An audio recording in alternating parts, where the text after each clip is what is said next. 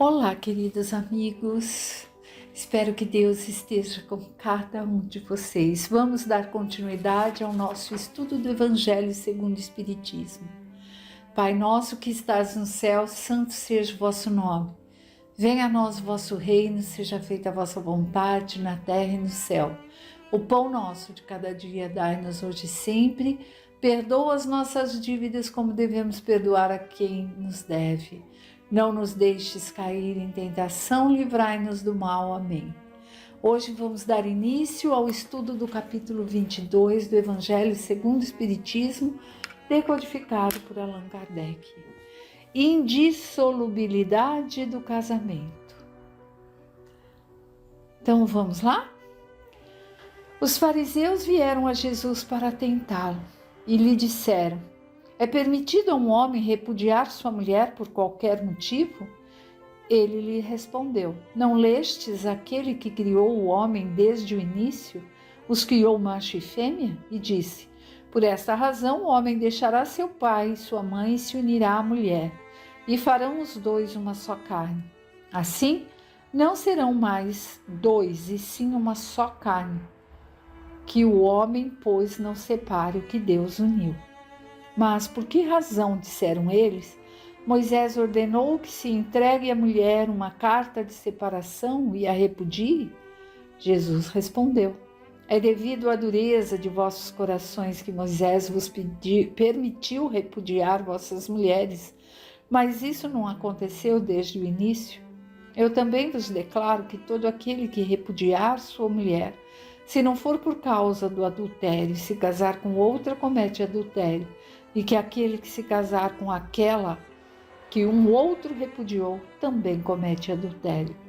Mateus capítulo 19, versículo de 3 a 9. Nada é imutável a não ser o que vem de Deus. Toda obra que é dos homens está sujeita a mudanças. As leis da natureza são as mesmas em todos os tempos, em todos os países. As leis humanas transformam-se de acordo com o tempo, com os lugares e progresso da inteligência. No casamento, o que é de ordem divina é a união dos sexos para permitir a renovação dos seres que morrem, mas as condições que regulam essa união são de tal modo humanas que não há em todo o mundo, e até mesmo na cristandade, dois países que elas sejam rigorosamente as mesmas, e nem há um sequer em que essas condições não tenham sofrido mudanças impostas pelo tempo. O resultado disso é que a lei civil, o que é legítimo num país e numa época, é adultério no outro e em outro tempo. Isto em razão de ter a lei civil por objetivo regular os interesses das famílias na sociedade, e esses interesses variam de acordo com os costumes e necessidades locais. Assim é, por exemplo, que em certos países apenas o casamento religioso é legítimo, e outros é preciso acrescentar-lhe o civil, e outros, enfim, o casamento civil é o bastante.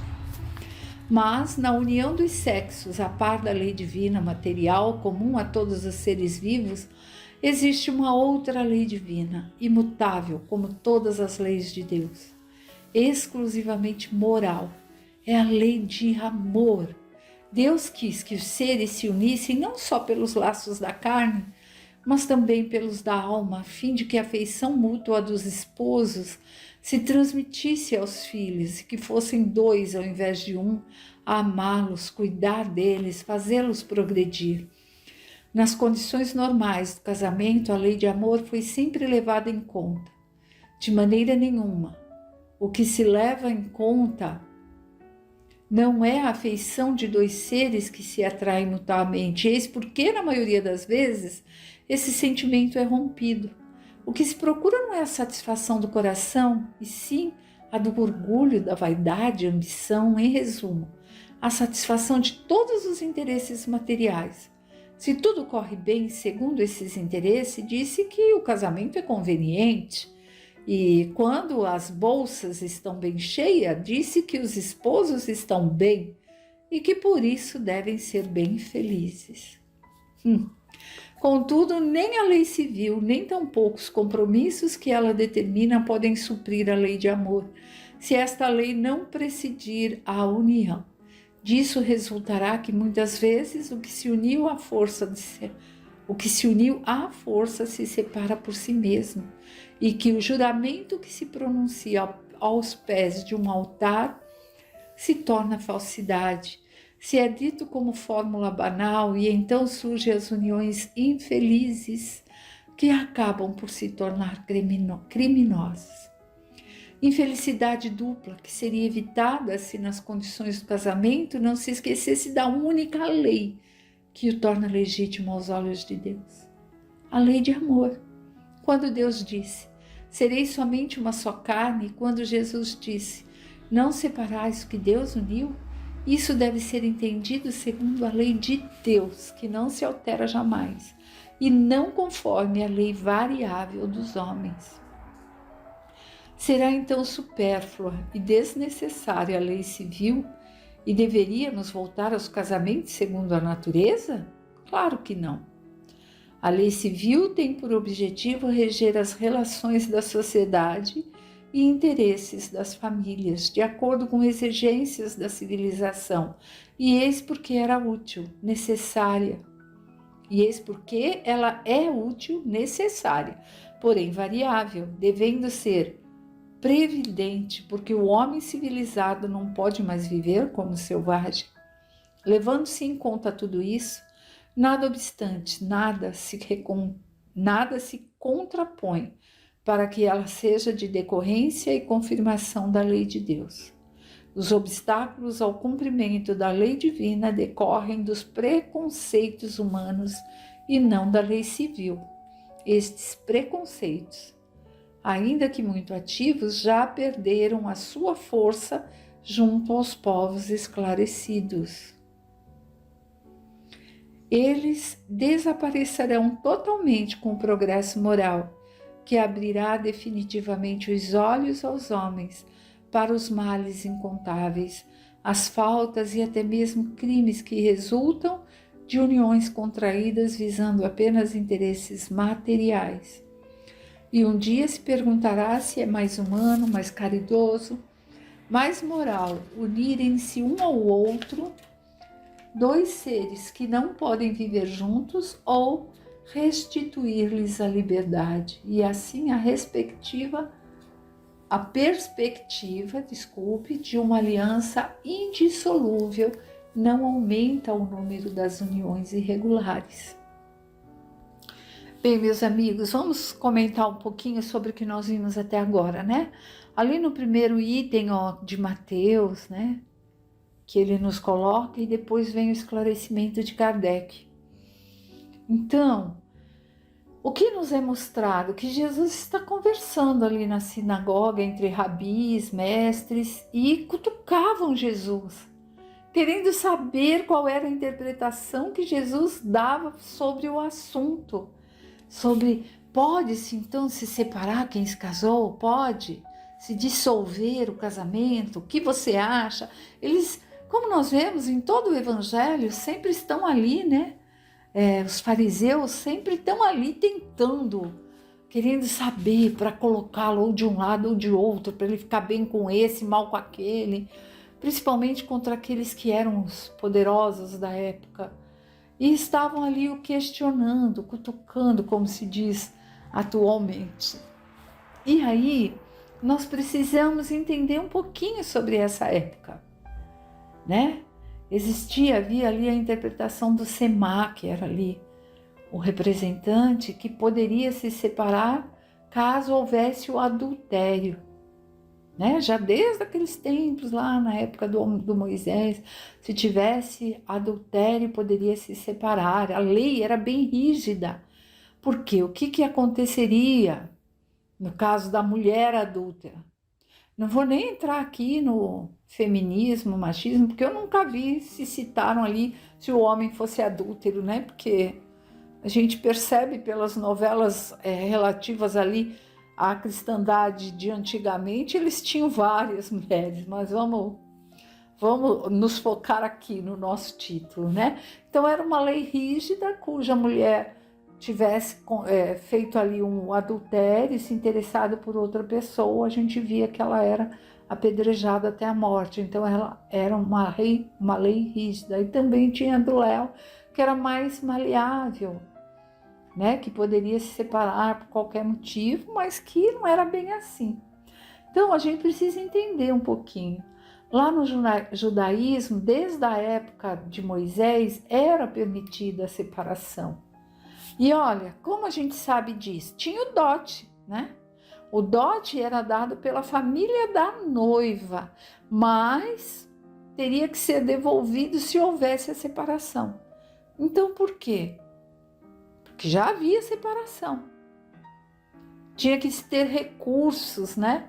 E tinha separação, então aquele dote que foi dado no casamento tinha que se devolver, porque ela não teria ali como se sustentar. Então, ela teria direito àquele dote. Mas o marido teria que se apresentar perante o sinédrio, que eram os doutores da lei, hoje em dia como se fosse ali perante ao juiz, né, para resolver as causas, o que fica com o que e tal, essas coisas. E aí dizer o motivo da separação. Se fosse adultério, a pobre coitada seria apedrejada até a morte, pela lei mais rígida. E a separação já era costume, já acontecia. Então, a gente precisa entender essas coisinhas aqui relativa ao costume da época, a sua cultura, para entender esse capítulo. E é sobre isso que que o fariseu pergunta, porque eles queriam saber a postura de Jesus, se era mais rígida ou mais maleável. Aí Jesus vai além disso. Ele vai ali quando ele cita a Gênese, né? Ele vai mostrando a Gênese e segue também a lei do homem, a lei que muda, né? A sociedade, com o passar do tempo, vai mudando e que é normal. Nós vimos aqui pela colocação de Kardec que o casamento nunca é igual em partes diferentes aqui do nosso país, ainda na nossa época. Imagina naquela época, já era assim também. Então, cada sociedade tem ali os seus ritos, as suas formas de, como se fosse uma passagem, né, da vida ali de adolescente, da mulher que virou mulher e vai desposar alguém. Então, Jesus vai colocando tudo isso para que entendam, né? Kardec vem mostrando tudo isso porque era assim que o era na época em que foi feito toda essa colocação sempre sobre essa separação dos casais. Aí, se nós percebemos, hoje em dia, o casamento ele traz a união, né, que pode-se ou não unir, a esposa colocar o nome do marido, acrescentar, o marido agora colocar da esposa. Na época era união de clãs, de interesses, de tribos, uniões materiais, unir fortunas, unir sobrenomes. Ah, já está destinada a família tal, porque vão dar prosseguimento. E não é disso que Jesus veio falar e mostrar quando ele coloca ali, né?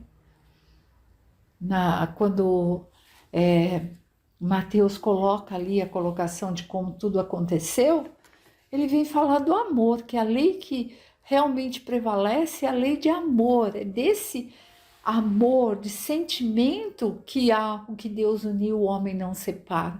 E não dessas ligações mundanas que cada sociedade tem de uma forma. Né? E ali nós vemos também que vão se tornar uma só carne. Não é na conotação sexual, mas de sentimento.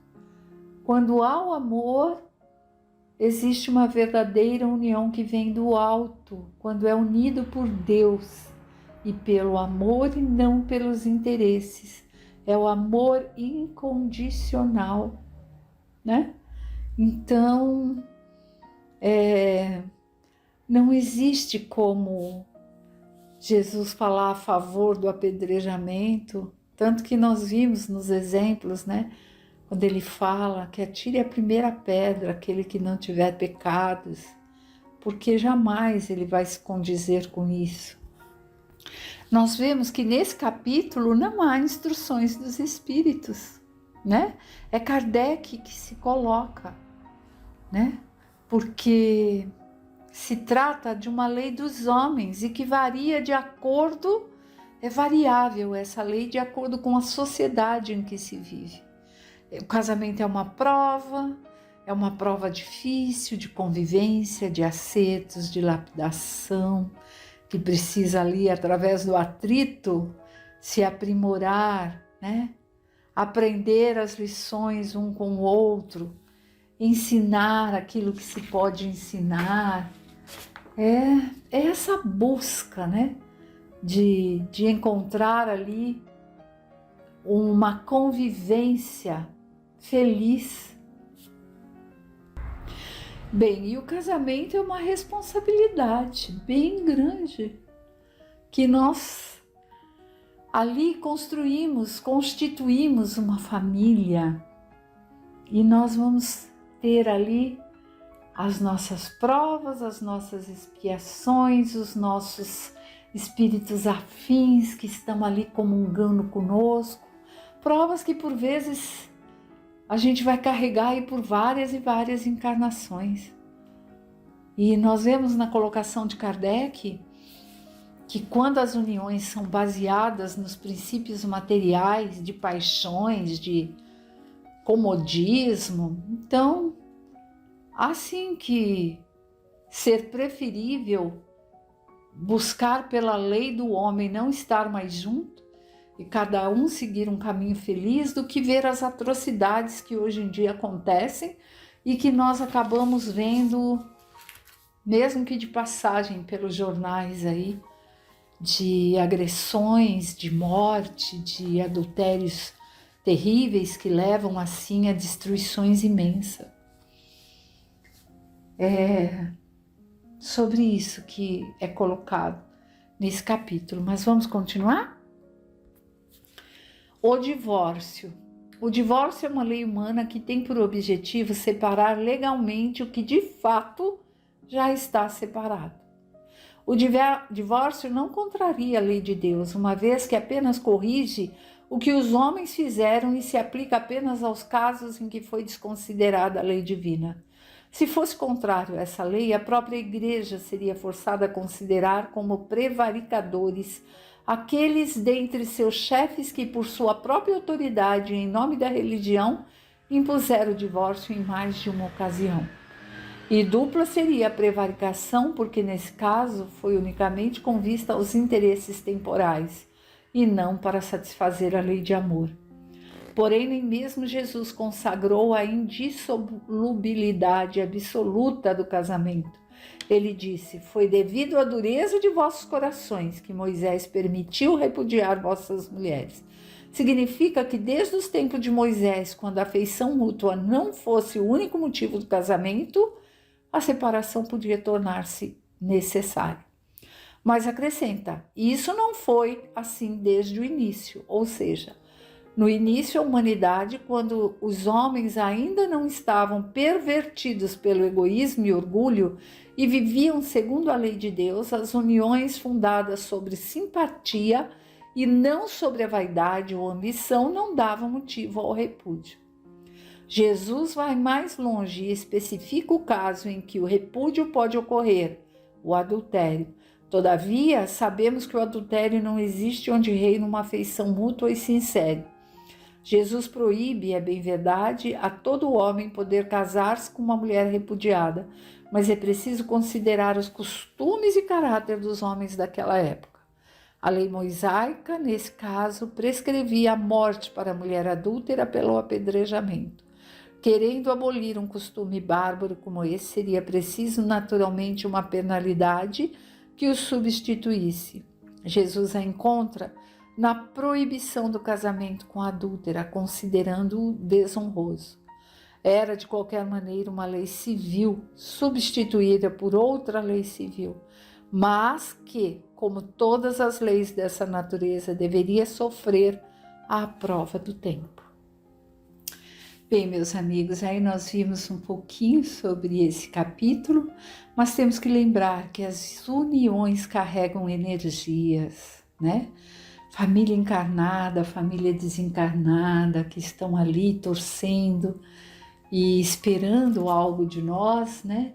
E então nós temos que buscar ao máximo traçar um roteiro e fazer o melhor por nós, por aquele que está junto de nós, pelos filhos que surgirem dali, mas tendo o amor próprio, porque existem ocasiões que a gente vê que isso não existe, ponderar e ver o que podemos fazer como aprendizes da evolução que estamos aqui, né?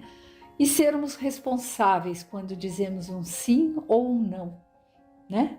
E não pensar, então tudo pode, caso agora, se não der certo, me separa amanhã.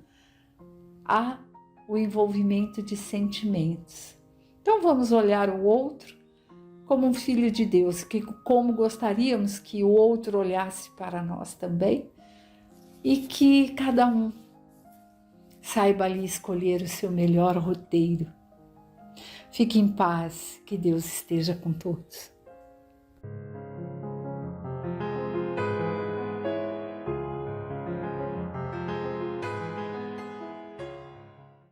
Olá, queridos amigos, vamos a mais uma leitura e reflexão sobre o Livro dos Espíritos por Allan Kardec, sempre rogando a Deus nosso Pai e a Jesus o amparo para esses momentos. Estamos no livro 2º, capítulo 4, Pluralidade das Existências, item 9, Ideias Inatas. Kardec pergunta, 218. O espírito encarnado conserva algum traço das vitórias que obteve e dos conhecimentos que adquiriu nas existências anteriores? Resta-lhe uma vaga lembrança que lhe dá o que chamamos ideias inatas. Essas ideias inatas, então, companheiros, são aquelas que a gente já nasce com elas, uma coisa natural, espontânea. 218a. A teoria das ideias inatas não é quimérica?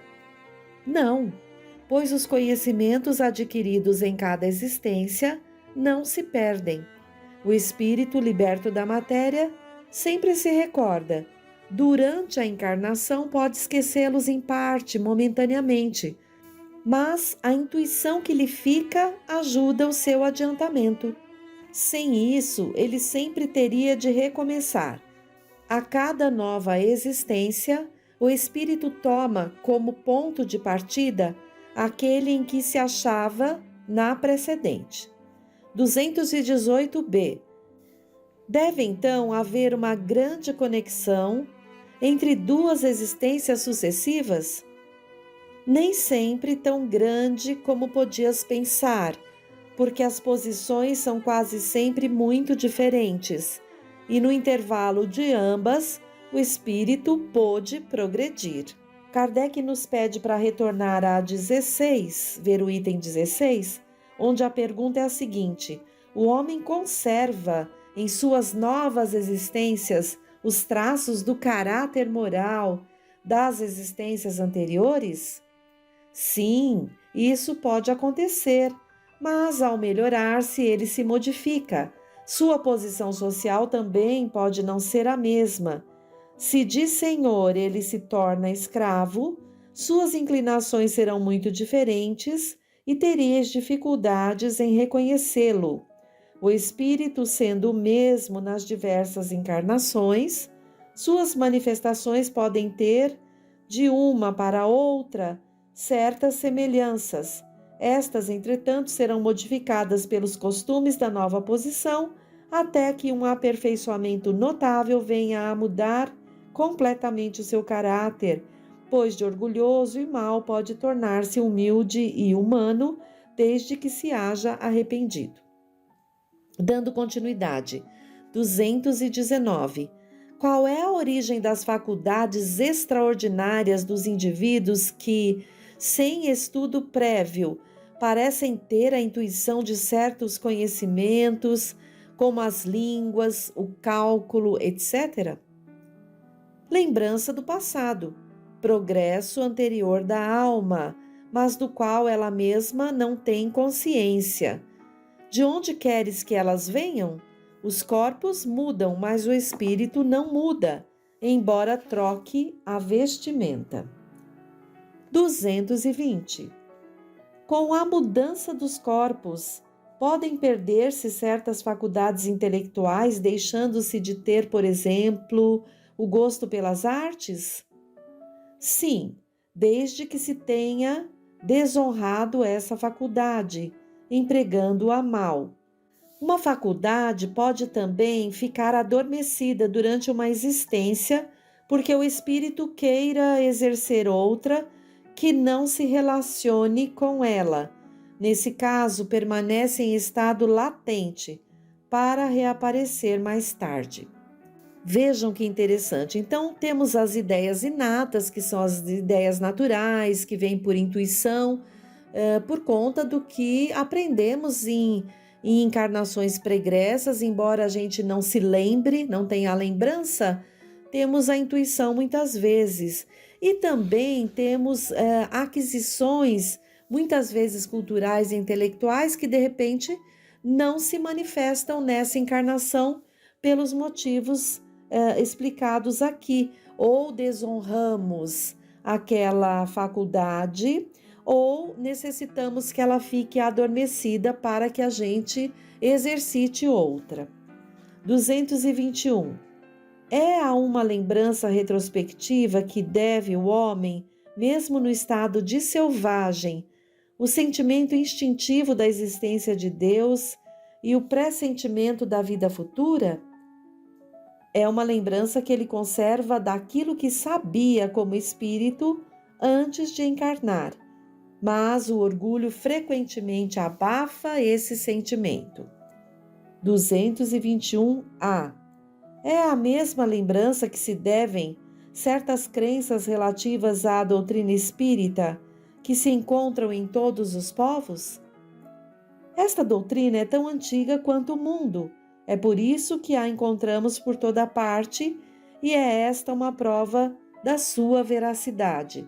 O espírito encarnado, conservando a intuição do seu estado de espírito, tem a consciência instintiva do mundo invisível, mas quase sempre ela é falseada pelos preconceitos e a ignorância mistura a ela a superstição. Nota do autor dessa tradução do Livro dos Espíritos, Herculano Pires. Os espíritos aludem à eternidade espiritual da doutrina de sua permanente projeção na Terra, mas devemos distinguir entre as suas manifestações falseadas no passado e a manifestação pura que se encontra neste livro. Os traços da doutrina espírita marcam o roteiro da evolução humana na Terra, mas só com este livro ela se apresentou definida e completa. Por isso, o Espiritismo é na Terra uma doutrina moderna. Então, Herculano esclarece isso para nós, né? Porque, na verdade, o primeiro livro codificado, que é o Livro dos Espíritos, que trata da filosofia espírita, foi codificado em 1857, então é recente. Mas, desde que a Terra começou a ser habitada por seres humanos, então as situações espirituais, as manifestações ocorrem. Vamos agora ao capítulo 5. Considerações sobre a pluralidade das existências. 222. O dogma da reencarnação, dizem algumas pessoas, não é novo e foi retirado de Pitágoras, mas jamais dissemos que a doutrina espírita fosse uma invenção moderna. O espiritismo deve ter existido desde a origem dos tempos, pois decorre da própria natureza. Temos sempre procurado provar que se encontram os seus traços desde a mais alta antiguidade. Pitágoras, como se sabe, não é o criador do sistema de metempsicose que tomou dos filósofos indianos e dos meios egípcios, onde ela existia desde épocas imemoriais. A ideia da transmigração das almas era, portanto, uma crença comum, admitida pelos homens mais eminentes. Por que maneira chegou até eles? Pela revelação ou por intuição? Não sabemos. Mas seja como for, uma ideia não atravessa as idades e não é aceita pelas inteligências mais adiantadas se não tiver um aspecto sério. A antiguidade desta doutrina, portanto, em vez de ser uma objeção, devia ser antes uma prova a seu favor. Há, porém, como igualmente se sabe, entre a metempsicose dos antigos e a moderna doutrina da reencarnação, a grande diferença de que os espíritos rejeitam, da maneira mais absoluta, a transmigração do homem nos animais e vice-versa. Então, aqui Kardec nos deixa claro, nesse primeiro parágrafo deste capítulo, que é impossível que o espírito possa retrogradar. Uma vez humano, sempre humano. Não há como um espírito humano encarnar no corpo de um animal. Continuando.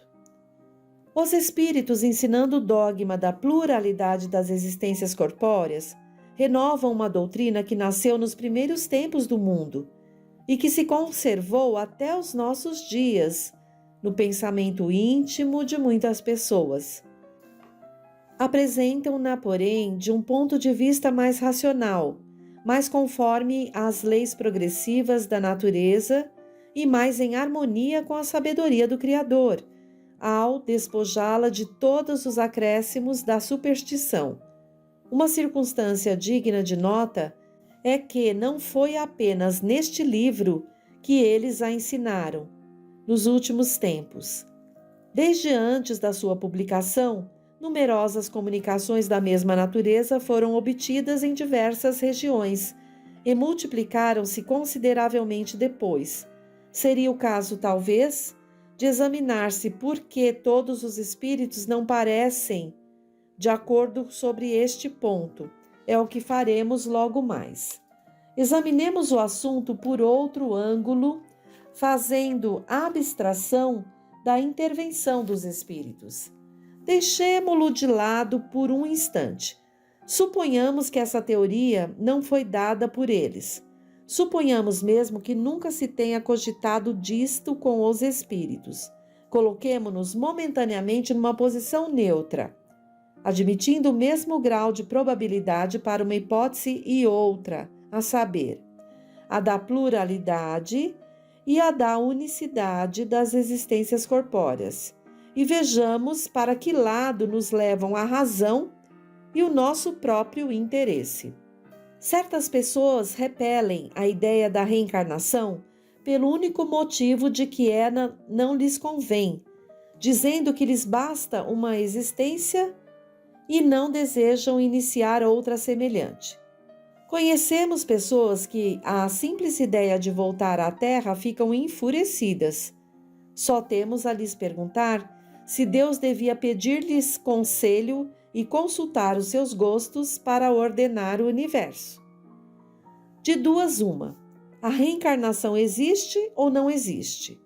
Se existe, é inútil opor-se a ela, pois terão de sofrê-la sem que Deus lhes peça permissão para isso. Parece-nos ouvir um doente dizer: já sofri hoje demais e não quero tornar a sofrer amanhã. Qualquer que seja a sua má vontade, isso não o fará sofrer menos amanhã e nos dias seguintes, até que consiga curar-se. Da mesma maneira, se essas pessoas devem reviver corporalmente, reviverão, tornarão a reencarnar-se, perderão o tempo de protestar como uma criança que não quer ir à escola ou um condenado à prisão, pois terão de passar por ela. Objeções dessa espécie são demasiado pueris para merecerem exame mais sério. Diremos, entretanto, a essas pessoas, para tranquilizá-las, que a doutrina espírita sobre a reencarnação não é tão terrível como pensam e que, se a estudassem a fundo, não teriam do que se assustar. Saberiam que dessa nova existência depende delas mesmas, será feliz ou desgraçada, segundo o que tiverem feito neste plano, e podem desde já elevar-se tão alto que não mais deverão temer nova queda no lodaçal. Supomos falar a pessoas que acreditam num futuro qualquer após a morte, e não às que só têm o nada como perspectiva, ou que desejam mergulhar a sua alma no todo universal sem conservar a individualidade, como as gotas de chuva no oceano, o que vem a ser mais ou menos a mesma coisa. Se acreditais num futuro qualquer, por certo, não admitireis que ele seja o mesmo para todos, pois qual seria a utilidade do bem? Por que reprimir-se? Por que não satisfazer a todas as paixões, a todos os desejos, mesmo à custa dos outros, pois que isso não teria consequência? Acreditai, pelo contrário, que esse futuro será mais ou menos feliz ou desgraçado, segundo o que tivermos feito durante a vida, e tereis o desejo de que seja a mais feliz possível, pois que deverá durar pela eternidade. Teríeis por acaso a pretensão de ser uma das criaturas mais perfeitas que já passaram pela terra, tendo assim o direito imediato à felicidade dos eleitos? Não. Admitis então que há criaturas que valem mais do que vós e têm direito a uma situação melhor, sem por isso vos considerardes entre os réprobos.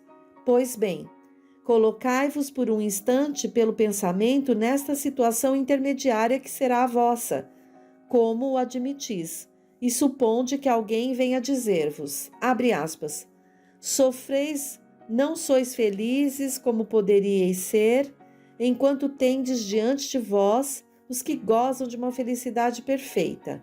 Quereis trocar a vossa posição com a deles? Fecha aspas. Sem dúvida, respondereis. Mas o que devo fazer? Quase nada. Recomeçar o que fizeste mal e tratar de fazê-lo melhor.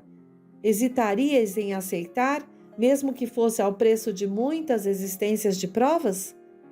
Façamos uma comparação mais prosaica. Se há um homem que, sem estar na miséria extrema, passa pelas privações decorrentes da sua precariedade de recursos, viessem dizer: eis uma imensa fortuna que podereis gozar, sendo porém necessário trabalhar rudemente durante 1 minuto. Fosse ele o maior preguiçoso da terra e diria sem hesitar: trabalhemos 1 minuto, 2 minutos, 1 hora, 1 dia, se for preciso. O que será isso para acabar a minha vida na abundância? Ora, o que é a duração da vida corporal em relação à da eternidade? Menos que 1 minuto, menos que 1 segundo. Ouvimos algumas vezes este raciocínio. Deus, que é soberanamente bom, não pode impor ao homem o reinício de uma série de misérias e tribulações. Acharão por acaso que há mais bondade em condenar o homem a um sofrimento perpétuo por alguns momentos de erro do que em lhe conceder os meios de reparar as suas faltas? 2 fabricantes tinham cada qual um operário que podia aspirar a se tornar sócio da firma. Ora, aconteceu que esses 2 operários empregaram mal certa vez o seu dia de trabalho e mereceram ser despedidos. Um dos fabricantes despediu o seu empregado, apesar de suas súplicas, e este, não mais encontrando emprego, morreu na miséria. O outro disse ao seu: perdeste um dia e me deves uma compensação. Fizeste mal o trabalho e me deves a reparação. Eu te permito recomeçar. Trata de fazê-lo bem, e eu te conservarei, e poderás continuar aspirando à posição superior que te prometi. Seria necessário perguntar qual dos 2 fabricantes foi mais humano? Deus, que é a própria clemência, seria mais inexorável que um homem? O pensamento de que a nossa sorte está para sempre fixada, em alguns anos de prova, ainda mesmo quando nem sempre dependesse de nós atingir a perfeição sobre a terra, tem qualquer coisa de pungente, enquanto a ideia contrária é eminentemente consoladora, pois não nos tira a esperança. Assim, sem nos pronunciarmos a favor ou contra a pluralidade das existências, sem admitir uma hipótese mais do que a outra, diremos que, se pudéssemos escolher, ninguém ia preferir julgamento sem apelo. Um filósofo disse que, se Deus não existisse, seria necessário inventá-lo para a felicidade do gênero humano. O mesmo se poderia dizer da pluralidade das existências. Mas, como dissemos, Deus não pede licença, não consulta as nossas preferências. As coisas são como são. Vejamos de que lado estão as probabilidades e tomemos o problema sobre outro ponto de vista, fazendo sempre abstração do ensinamento dos espíritos e unicamente, portanto, como estudo filosófico. Vejam, queridos amigos, que esses parágrafos aqui que falam sobre a lógica da bondade de Deus, nesse tema pluralidade das existências, não há como, em considerando um Deus justo, onisciente, onipotente, onipresente, considerar a vida como apenas uma oportunidade, a unicidade. Não, isso seria ir contra a bondade, reconhecermos Deus como bom. Por isso que Kardec, aqui, com a inspiração da espiritualidade superior, nos traz esses argumentos indiscutíveis que falam da pluralidade das existências. Como continua por um pouco mais, nós vamos finalizar no próximo encontro. Então, até mais e que Jesus esteja sempre junto ao coração de cada um.